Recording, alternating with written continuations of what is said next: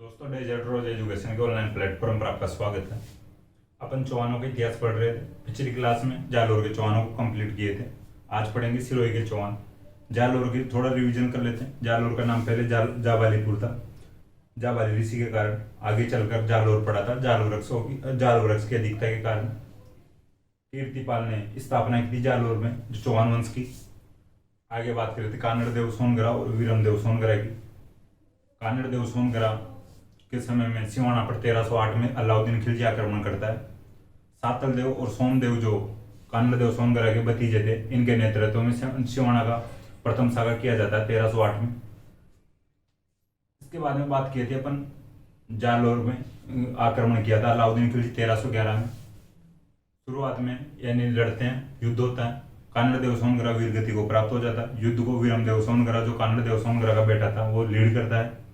वीरम देव सोनगरा के नेतृत्व में जालोर का साका किया जाता है 1311 में। फाइनली वीरम देव सोनगरा मारा जाता है, वीर गति को प्राप्त हो जाता है।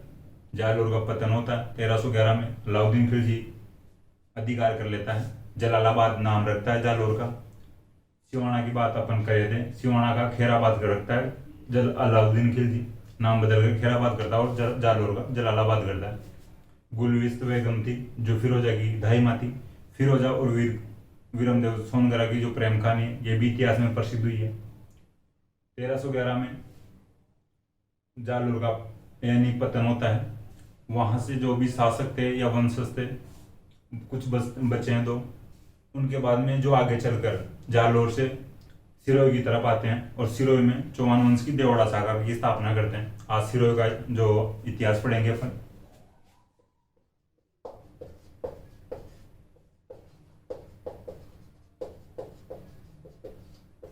देखिए, जालोर का एक जो चौहान था भाई, सोनगरा चौहान, वो था उदय सिंह, ये बचा था। कुछ लोग बचे थे भाई जालोर में, जो युद्ध हुआ था उसमें। उसका एक भाई था उदय सिंह का, मान सिंह। मान सिंह का एक वंशज था लुम्बा, ठीक है, जो सिरोही में चौहान वंश की स्थापना करता है। लुम्बा 1311 में जालोर छोड़कर इधर सिरोही की तरफ आता है।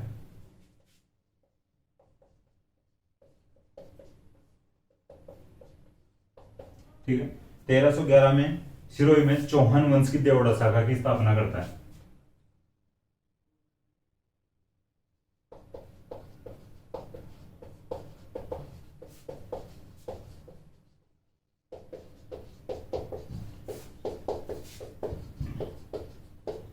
देखिए, चौहान वंश की देवड़ा शाखा थी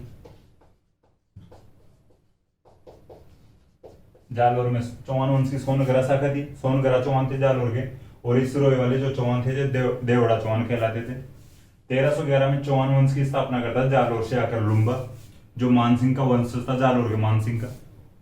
इसके बाद में देखिए बात करते हैं, जो लुम्बा था, सिरोही में पहले परमारों का शासन था। सिरोही के परमारों को हराता है, और आबू और चंद्रावती जो क्षेत्र थे सिरोही में, उनको जीतता है। ठीक है, आबू और चंद्रावती को।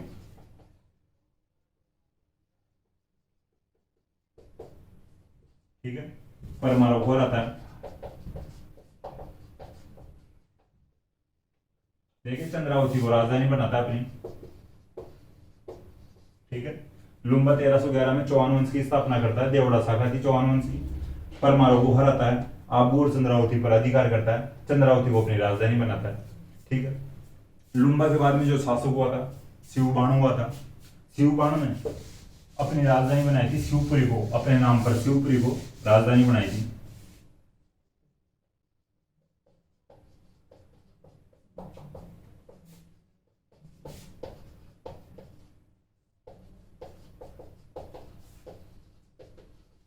ठीक है, शिवबाण अगला राजा हुआ था लुम्बा से।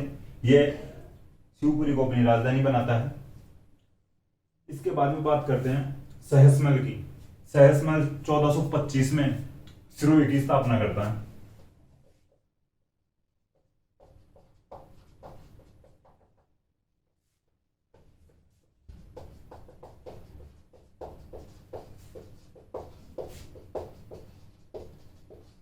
ठीक है, सहसमल अगला राजा हुआ 1425 में, सिरोही की स्थापना करता है। शरण पहाड़ियां थी यहाँ पे।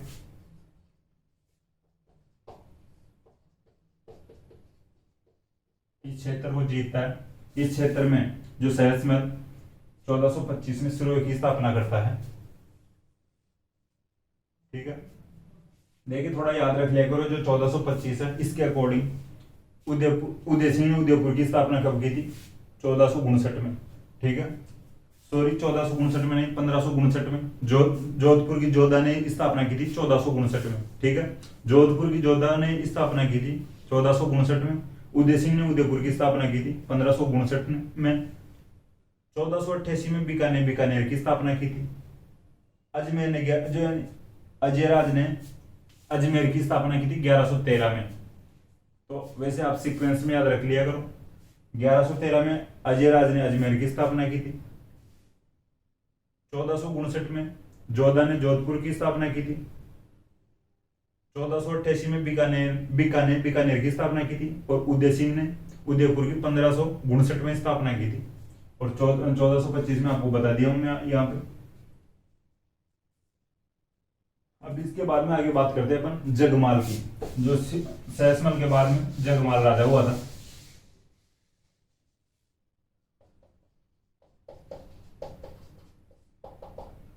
देखिए जगमाल की जो पत्नी थी आनंदाबाई, आनंदाबाई मेवाड़ के जो उड़ना राजकुमार के नाम से जाना जाता पृथ्वीराज, उसकी बहन थी। ठीक है, मैं आपको वैसे बता दिया था मेवाड़ पढ़ते समय। जब जगमाल आनंदाबाई को परेशान करता रहता था, उड़ना राजकुमार जो पृथ्वीराज था वो जगमाल को समझाने के लिए घर पे आता है, यानी सिरोही आता है, धमकाता है। जगमाल को बुरा लगता है, लड़ तो सका नहीं, लड्डुओं में जहर दे दिया। पृथ्वीराज जो उड़ना राजकुमार था वो लड्डुओं को खाकर मारा गया। ठीक है, तो ये कहानी मैं आपको बता दिया था, मेवाड़ पढ़ रहे थे उस समय। देखिए जो आनंदाबाई थी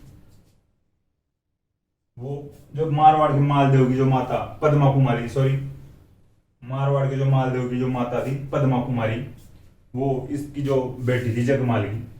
मारवाड़ की जो राजा थे मालदेव, उनकी माता जो पद्मा कुमारी थी वो जगमाल की बेटी थी। या मारवाड़ के जो राजा थे गांगा की पत्नी थी जो पद्मा कुमारी, वो इसकी बेटी थी जगमाल की। एक प्रकार से मालदेव के नाना जी थे जगमाल। अब बात करते थे कि 1474 में दिल्ली सुल्तान बहलोल लोदी मेवाड़ पर आक्रमण करता है, रायमल पर।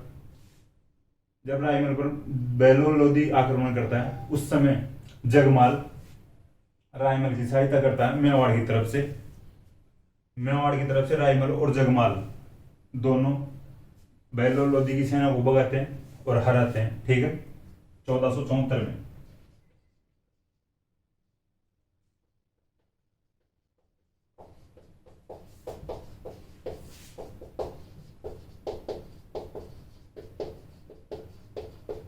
मेवाड़ के उस समय रायमल शासक थे, तो आप ध्यान रख लेना इस प्रकार से। 1474 में बहलोल लोदी मेवाड़िया रायमल पर आक्रमण करता है। जगमाल रायमल की तरफ से लड़ता है बहलोल लोदी के खिलाफ और 1474 में बहलोल लोदी को हराते हैं। इसके बाद में बात किए थे अपन इसके बाद में अपन बात करते हैं अखेराज देवड़ा की। देखिए अखेराज देवड़ा था वो खानवा के युद्ध में, ठीक है, जो खानवा का युद्ध हुआ था 17 मार्च 1527 को हुआ था खानवा का युद्ध। महाराणा सांगा की तरफ से अखेराज देवड़ा लड़ने जाता है सिरोही की तरफ से।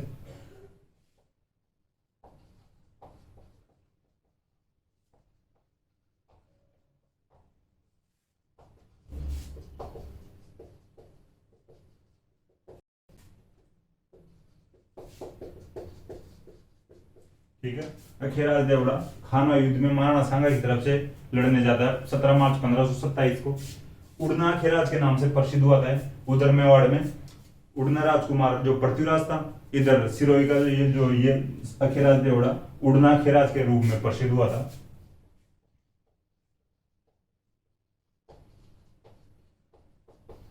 उड़ना का मतलब मैं उस समय भी बता दिया था, एक प्रकार से थोड़ा तीव्र गति से युद्ध करना या तीव्र गति से एक प्रकार से यहां से वहां जाना, जल्दी कह सकते हो आप एक प्रकार से।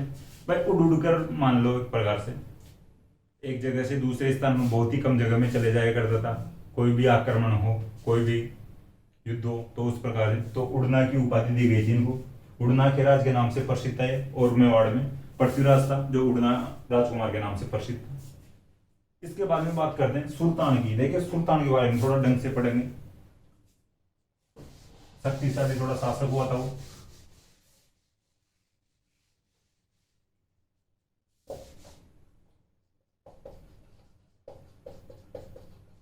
इनके समय का एक युद्ध प्रसिद्ध है, दत्तानी का युद्ध। देखिए ये कम उम्र में राजा बना था, जो सुल्तान था कम उम्र में राजा बनता है। देखिए एक बीजा देवड़ा नामक और जो सामंत मान लो एक प्रकार से, इसी का भाई बंधु था सुल्तान का बीजा देवड़ा। सुल्तान जो ये कम उम्र में राजा बनता है, तो ये बीजा देवड़ा की इच्छा ये होती है कि भाई शासक मैं बनूं, लेकिन योग्य सुल्तान था तो सुल्तान ही राजा बनता है। बीजा देवड़ा कोई मुख्य पद पर लगा हुआ था, कोई भी अच्छा पद दे रखा था बीजा देवड़ा को। देखिए राजा बनने की इच्छा हर किसी को होती है, लेकिन जो योग्य होगा वही राजा बनेगा। बीकानेर के राजा राय सिंह एक बार उधर से सिरोही से होते हुए गुजरात जा रहे थे। सौराष्ट्र जगह पड़ती है गुजरात में, ठीक है।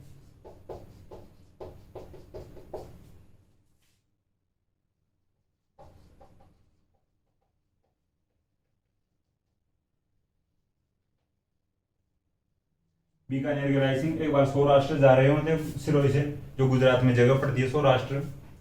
देखिए बीजा देवड़ा और सुल्तान दोनों, जब ये राय सिंह सिरोही में रुकता है तो दोनों राय सिंह से मिलते हैं, ठीक है। बीकानेर के राय सिंह से मिलते हैं। बीकानेर के राय सिंह को बीजा देवड़ा बताता है कि भाई मुझे राजा बनना है, या मुझे राजा बनाने में हेल्प करो, या मुझे आधा सिरोही दिलवा दो, भाई मैं भी राजा रहूं या मैं भी शासन करूं। इधर वो सुल्तान भी राय सिंह से मिलता है। सुल्तान भी अपनी बात बताता है, भाई बीजा देवड़ा जो इच्छुक है शासन करने के, वो राजा बनना चाहता है, लेकिन आप मेरी हेल्प करो। राय सिंह इधर सुल्तान की हेल्प करता है। राय सिंह सुल्तान को बोलता है कि भाई तू आधा राज्य मुझे दे दे या आधा सिरोही मुझे दे दे, बीजा देवड़ा को तो मैं संभाल लूंगा। सुल्तान तैयार होता है, राय सिंह को आधा सिरोही देता है। राय सिंह उस समय अकबर के अधीनता में था, आधा सिरोही लेता है राय सिंह और अकबर के नाम कर देता है आधा सिरोही को, ठीक है। आधा सिरोही को अकबर के नाम कर देता है। अकबर का एक जो सेनापति था, ठीक है, एक जगमाल था। अकबर का एक सेनापति था जगमाल, या सेना में शामिल था जगमाल। जगमाल वो था जो महाराणा प्रताप का जो छोटा भाई था। देखिए जो आधा सिरोही का राज्य, अब इधर से तो ये हो गया जो भी इनका जो सेटलमेंट था, सुल्तान आधा सिरोही इसको दे देता राय सिंह को, बीकानेर के राय सिंह को, और बीकानेर का राय सिंह अकबर के नाम कर देता। अकबर के नाम से यहाँ पे थाना बनवा देता है या एक चौकी बनवा देता आधे सिरोही में। उधर बीजा देवड़ा का सल्टा लिया साइड में, इसको साइड में कर दिए, जो इसका पद था भाई वो ठीक है तू तेरे पद पे बना रहे। उधर जगमाल जो प्रताप का भाई था, वो अकबर के पास आ जाता है प्रताप के खिलाफ विद्रोह करके। उधर भाई जगमाल उदय सिंह अपनी बठियानी रानी के कहने पर जगमाल को राजा बना दिए थे, प्रताप को नहीं बनाए थे। मेवाड़ की जनता ने प्रताप को स्वीकार किया था, जगमाल को अस्वीकार कर दिया था। जगमाल इधर अकबर के पास आ जाता है, तो जगमाल को अकबर इधर आधा जो सिरोही था इसका राजा बना देते हैं, ठीक है। जगमाल का जो ससुराल था वो भी सिरोही में ही था। जगमाल का जो ससुराल था सिरोही में ही था। जगमाल की जो पत्नी थी वो बड़खाती है। जो यहाँ का जो सिरोही का जो महल था या राजा का महल था वो सुल्तान के अधिकार में था, उसमें सुल्तान रहता था सिरोही के महल में, राजा के महल में। कोई 1 BHK का फ्लैट दे दिया होगा जगमाल को, भाई तू इसमें रह ले। तो जो जगमाल की जो पत्नी थी वो सिरोही की राजकुमारी थी, तो भड़काती है जगमाल को, भाई राजमहल में तो वो रह रहा है सुल्तान, तू क्या यहाँ पे ढूंढो में रख रहा है मुझे, कोई अच्छा सा फ्लैट व्लेट ले रेंट पे ले, लेकिन में रहे। राजा के क्या मतलब जो महलों में नहीं रहे तो ये भड़काती है जगमाल, ठीक है। जगमाल विद्रोह करता है, ये आक्रमण करता है सुल्तान के जो एरिया पर। सुल्तान एक बार साइड में गया हुआ था, कहीं पर गया हुआ था, पीछे से जगमाल आक्रमण करता है, जो आधा सिरोही था। लेकिन सुल्तान की सेना ने जगमाल को हराया, भगा दिया वहां से। और तुझे ये जो दे रखे हैं वो भी नहीं देंगे, जो आधा सिरोही दे रखे हैं इस जो ये भी नहीं देंगे, और भाग यहाँ से। जगमाल वापस आता हार के, अकबर के पास जाता है जगमाल। जगमाल अकबर को बताता पूरी बात, ये घटना हो गई, मैं आक्रमण के लिए गया था, हरा दिए, और जो दिए थे उनको भी छीन लिए। अकबर को लगता है कि भाई ये ऐसी बात हो गई। अकबर फिर सेना भेजता है, ठीक है। दत्तानी एक जगह पड़ती है,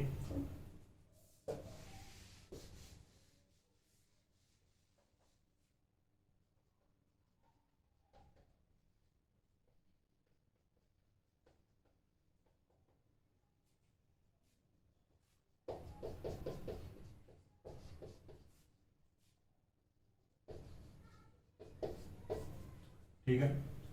दत्तानी का युद्ध होता है सुल्तान और अकबर के बीच में, ठीक है, 1583 में होता है। अकबर के 3 सेनापति थे, तीनों मारे जाते हैं। सुल्तान का भी एक सेनापति मारा जाता है। अकबर का एक सेनापति था भाई जगमाल होगा एक तो, ठीक है। और एक जो राव चंद्रसेन का भाई यानी बेटा था, ठीक है, मारवाड़ के चंद्रसेन का बेटा था राय सिंह। और एक था दाती सिंह। देखिए दाती सिंह कोलीवाड़ा जगह पड़ती है, कोलीवाड़ा का था।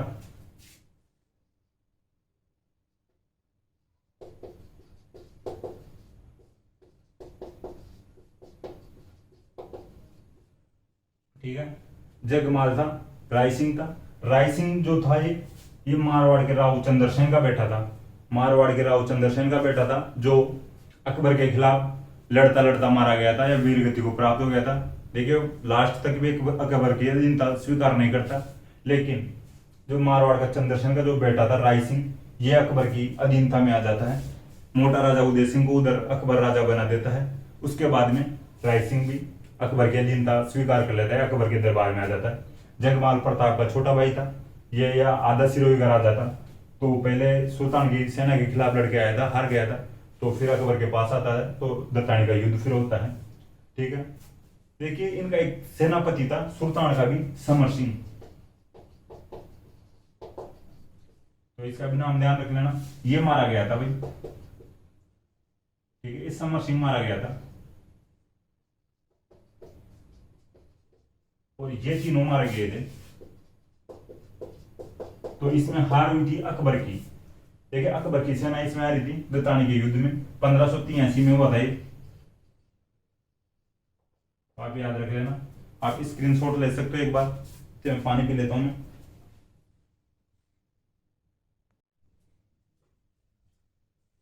ठीक है, आगे बात करते हैं। समर सिंह इसमें भाई सुल्तान की तरफ से मारा गया था, और अकबर इसमें हारा, अकबर की जो सेना हारी थी, ये तीनों मारे गए थे। तो देखिए अपन बात करते हैं 1585 के बाद में अकबर की तरफ से महाराणा प्रताप पर कोई आक्रमण नहीं किया जाता। लेकिन भाई आप देख सकते हो भाई, पहले से ही अकबर को लगभग पता हो गया था, हर जगह पर हार रहा था अकबर। देखिए दिवेर के युद्ध में आ रहा था, हल्दीघाटी के युद्ध में हारता है अकबर, इधर 1583 में दत्तानी के युद्ध में हराता है इसको, अकबर को। तो अकबर को लगने लग गया था कि भाई ये राजस्थान वाले जो राजा है, ये अपने खिलाफ संगठन बना लिए हैं, और अगर अपन गलती से इनके फंस गए तो मारे जाएंगे। तो वो कैसे आक्रमण करेगा? तो 1585 बाद में कहा जाता है कि उसने प्रताप पर कोई आक्रमण नहीं किया था। तो इतिहासकार बड़ा चढ़ा कर बताते हैं भाई, लेकिन इधर हार रहा था बार बार में, तो उसने फैसला किया कि भाई फालतू में कुछ नहीं रखा, डेमो देने में, सैकी में कुछ नहीं रखा, भाई साहब बनने में कुछ नहीं रखा, चुपचाप से रहो, शांति से रहो।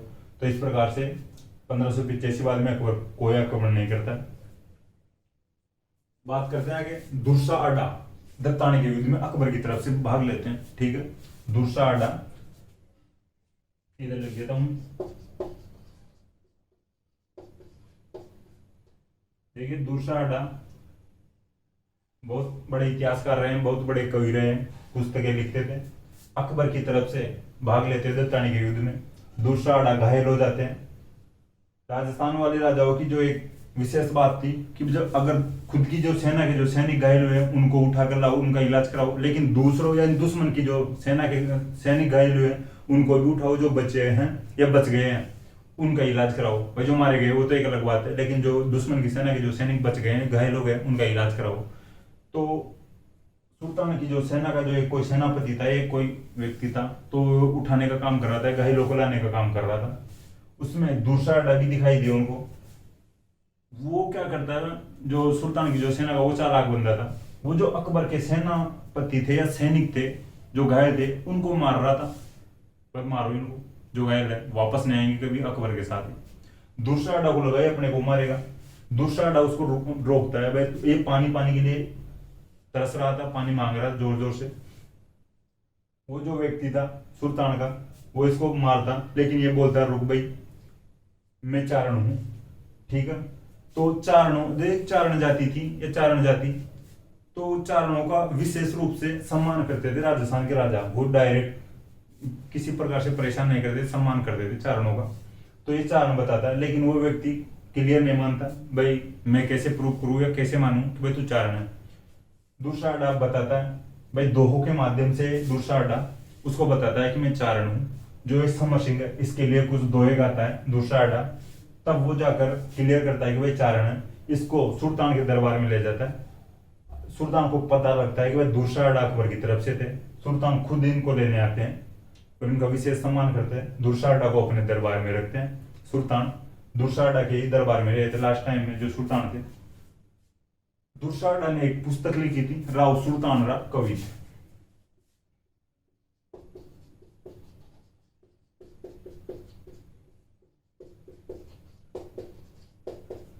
ठीक है, दूसरा देखिए आपको दिख रहा नहीं होगा यहां से।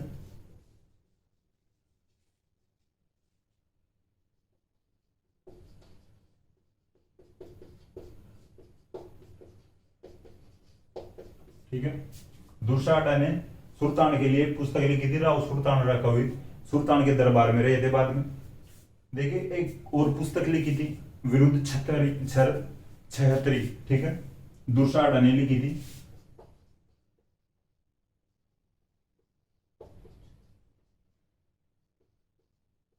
देखिए राव सुल्तान रा कवि सुल्तान के लिए लिखी गई पुस्तक थी, लेकिन जो विरुद्ध छहतरी जो पुस्तक थी, ये महाराणा प्रताप की प्रशंसा में लिखी गई पुस्तक थी। विरुद्ध का मतलब होता है उपाधियां,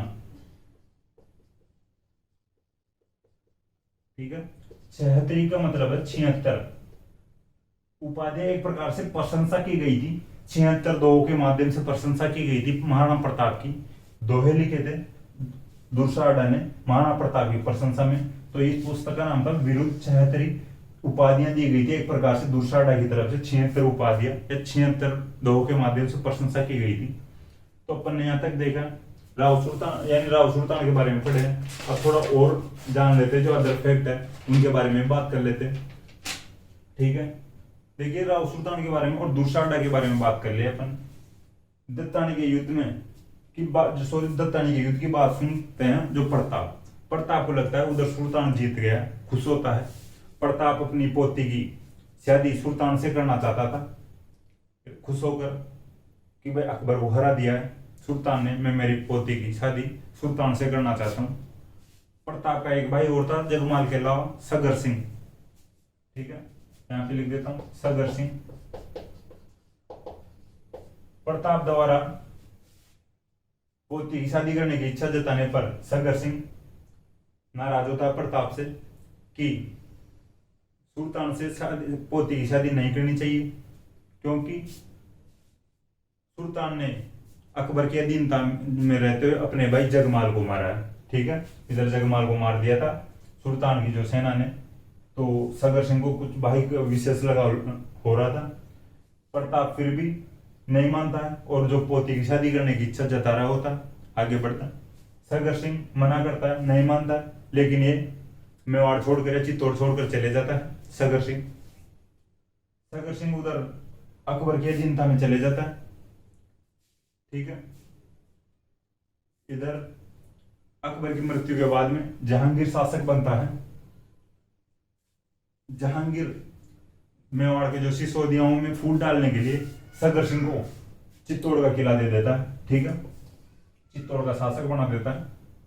सगर सिंह चित्तौड़ का शासक तो बन जाता है, लेकिन इसको बाद में थोड़ा एहसास होता है कि भाई मैं इसकी चित्तौड़ का जो शासन करने लायक नहीं हूँ, चित्तौड़ पर शासन करने लायक नहीं हूँ, या चित्तौड़ पर मेरा अधिकार नहीं। चित्तौड़ पर जो मेरे भैया का ये अधिकार था और मेरा भैया का ये अधिकार रहना चाहिए, यानी प्रताप का ही अधिकार था और मेवाड़ पर, और जो प्रताप के जो वंशजों का ही अधिकार रहना चाहिए। फिर वापस सगर सिंह को लगता है भाई मैं गलत चले गया, लेकिन चले गया तो कोई बात नहीं, लेकिन मैं इस किले का शासक नहीं रहना चाहता। प्रताप के जो बेटे अमर सिंह थे उनको वापस सगर सिंह चित्तौड़ किले को देता है। उधर जहांगीर को बुरा लगता है, भाई अब ये क्या बात हुई, ये तो दोनों काका भतीजे एक यानी राजी हो गए, ये गठबंधन कर लिए। वापस अमर सिंह से छीनता है जहांगीर, ठीक है। बाद में फिर मुगल मेवाड़ संधि हुई थी 1615 में, उसके द्वारा फिर मेवाड़ का जो चित्तौड़ का किला था वो वापस दिया गया था मेवाड़ वालों को। तो ये फिर अफगानिस्तान साइड में चले जाता है, जो सगर सिंह परेशान होकर, फिर आगे इसका कोई ज्यादा हिस्ट्री अपने को पता भी नहीं और पता करने भी नहीं है, पता हो तो। इसके बाद में देखिए बात करते हैं आगे, भाई सुल्तान की बात कर लिए। अब आगे हो गए थे जो राजा बने थे मान सिंह। देखिए मान सिंह द्वितीय जो सिरोही के राजा बने थे। मान सिंह द्वितीय के जो एक फैक्ट इंपॉर्टेंट है, मान सिंह द्वितीय के समय की मानसाई जो तलवारें थी वो प्रसिद्ध रही थी, ठीक है। मान सिंह द्वितीय के समय की जो मानसाई तलवारें थी वो प्रसिद्ध रही। सिरोही की तलवारें वैसे प्रसिद्ध है भाई, थोड़ा ध्यान रख लेना, क्वेश्चन बन जाता है जब आता है क्वेश्चन कि तलवारें कहाँ की प्रसिद्ध है, तो सिरोही की तलवारें प्रसिद्ध है, थोड़ा ध्यान रखना। मान सिंह द्वितीय के समय मानसाई तलवारें प्रसिद्ध हुई थी। फिर बात करते हैं बेरिसाल की। देखिए जो अगला राजा हुआ था मान सिंह द्वितीय से, यानी अगला शासक हुआ था जो फेमस हुआ था, बेरिसाल राजा बनता है। बेरिसाल से पहले मान सिंह द्वितीय, इसके समय में तलवारें प्रसिद्ध हुई थी। वैसे पहले से ही तलवारें प्रसिद्ध थी सिरोही की तलवारें, लेकिन मान सिंह द्वितीय के समय मानसाई तलवारें प्रसिद्ध हुई थी।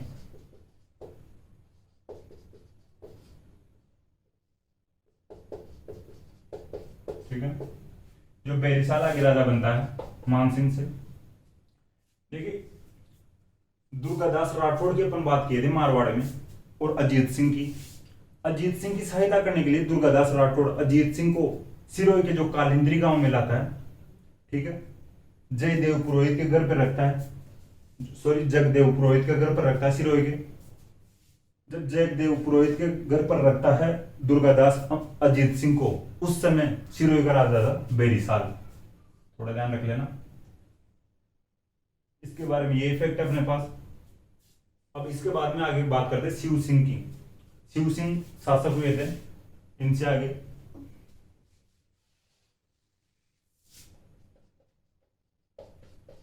ठीक है। शिव सिंह ने अंग्रेजों से संधि कर ली थी, ठीक है। 1823 में शिव सिंह ने अंग्रेजों से संधि करता है, यानी शिव सिंह 1823 में अंग्रेजों से संधि करता है।